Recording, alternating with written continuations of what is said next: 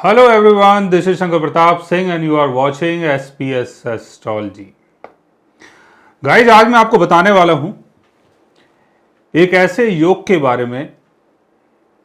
कि जब आप किसी के धर्म के बारे में, किसी की आस्था के बारे में, किसी के बिलीफ के बारे में कुछ बोल जाते हैं अनाप शनाप, और उसके बाद जब आपको विरोध झेलना पड़ता है ऐसे लोगों का, जिन लोगों का संबंध अलग अलग धर्म से जुड़ता है, अलग अलग आस्था से जुड़ता है, तो ऐसा कौन सा योग हमारे बर्थ चार्ट में बनता है। इसको समझना बहुत ज़रूरी है कि ऐसा कौन सा योग है जिसके कारण हम ऐसी गलतियां करते हैं कि किसी के धर्म के बारे में, किसी के रिलीजन के बारे में, किसी की आस्था के बारे में कुछ गलत बोल देते हैं बिना सोचे समझे, और उससे कई बार क्या होता है कि बड़े बड़े जो दंगे फसाद हैं वो भी हो जाते हैं और लाखों करोड़ों का नुकसान होता है। लोग एक दूसरे को मारना शुरू कर देते हैं। तो ऐसा योग बहुत ही गलत योग है मेरे हिसाब से। अगर आपके बर्थ चार्ट में ऐसा योग बन रहा है तो कभी भी अगर आप कुछ बोल रहे हैं, किसी के बारे में कुछ बोल रहे हैं, किसी के धर्म के बारे में कुछ बोल रहे हैं, तो बहुत ज़्यादा सोच समझ के बोलें। बिना सोचे समझे अगर आप बोलते हैं, अपनी मन की इच्छाओं को रखते हैं और उसके कारण अगर लोगों की आस्था, लोगों का विश्वास, अगर ऐसी चीज़ों में कुछ अहित होता है तो ये बहुत ही गलत बात है। तो आज मैं आपको बताऊंगा एक ऐसे योग के बारे में जो आपको धर्म विरोधी बनाता है, यानी जो धर्मपंथी होते हैं वो आपका विरोध करते हैं और उसके चक्कर में आपकी कई बार अपकीर्ति भी होती है। तो चलते हैं बोर्ड की तरफ, और ये है आपका लगन चार्ट, मून चार्ट, चलित चार्ट। तीनों चार्ट में आप इसको देख सकते हैं। अगर हम धर्म और आस्था की बात करते हैं तो उसके लिए हमें बर्थ चार्ट के 9th हाउस को देखना होता है। 9th हाउस का संबंध है धर्म से, 9th हाउस का संबंध है आपके बिलीफ से, 9th हाउस का संबंध है कि जिस भी धर्म को आप पूछते हैं, जिस भगवान को पूछते हैं, जिस गुरु को पूछते हैं, उन सब का संबंध आपके 9th हाउस से जुड़ता है। अगर आपके बर्थ चार्ट में, लगन चार्ट में, मून चार्ट में, चलित चार्ट में 9th हाउस का लॉर्ड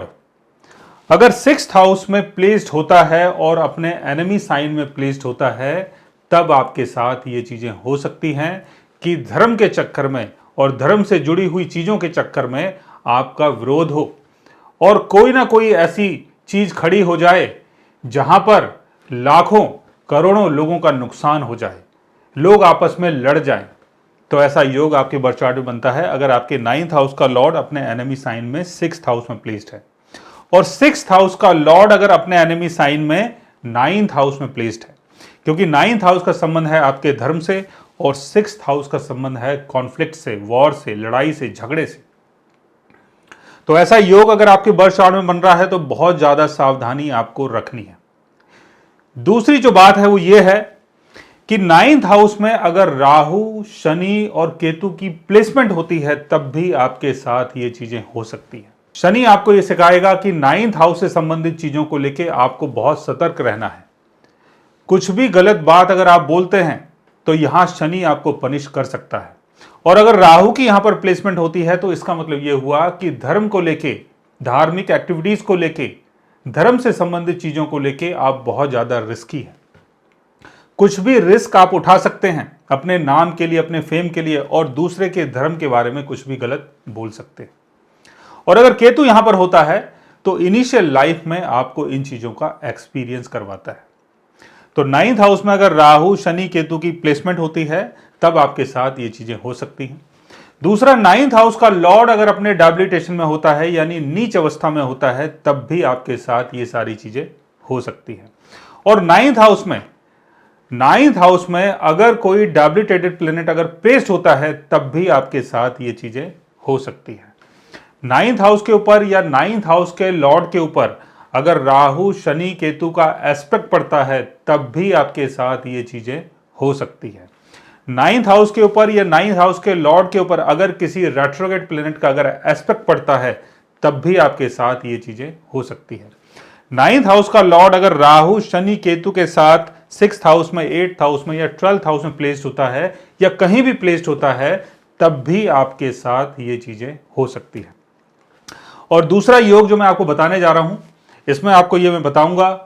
कि आपकी जो गलतियां हैं, जो भी आपने गलतियां की हैं,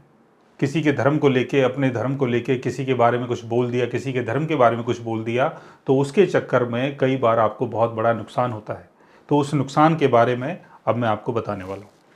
9th हाउस का लॉर्ड अगर अपने डेबिलिटेशन में होता है और अगर 10th हाउस में होता है, तो धर्म को लेके जो भी आपने कुछ गलत बोला किसी के धर्म के बारे में, तो उसके चक्कर में क्या होगा, आपका जो स्टेटस है वो बिगड़ सकता है। और अगर इसकी प्लेसमेंट केतु के साथ होती है तो इसका मतलब ये हुआ कि 100% 10th हाउस की चीजें आपकी बिगड़ सकती हैं। 9th हाउस का लॉर्ड अगर अपने डेबिलिटेशन में है और 11th हाउस में है, तो इसमें क्या होगा, इसमें आपने किसी के बारे में कुछ गलत बोल दिया,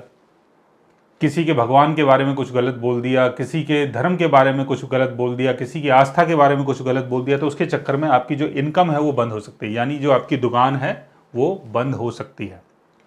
और 9th हाउस का लॉर्ड अगर अपने डेबिलिटेशन में 12th हाउस में है, तो इसके चक्कर में आपको जेल हो सकती है, या आपकी रातों की नींद हराम हो सकती है कि आपने कुछ गलत बोला और बाद में उसको लेके कोई बहुत बड़ी कंट्रोवर्सी खड़ी हो जाती है, तो उसके चक्कर में क्या होगा, आपकी जो नींद है वो डिस्टर्ब हो सकती है। अगर 9th हाउस का लॉर्ड अपने डेबिलिटेशन 1st हाउस में होता है, तो ऐसे में आपका जो नाम है, आपकी जो पहचान है वो बिगड़ सकती है और आपको हेल्थ की प्रॉब्लम भी हो सकती है।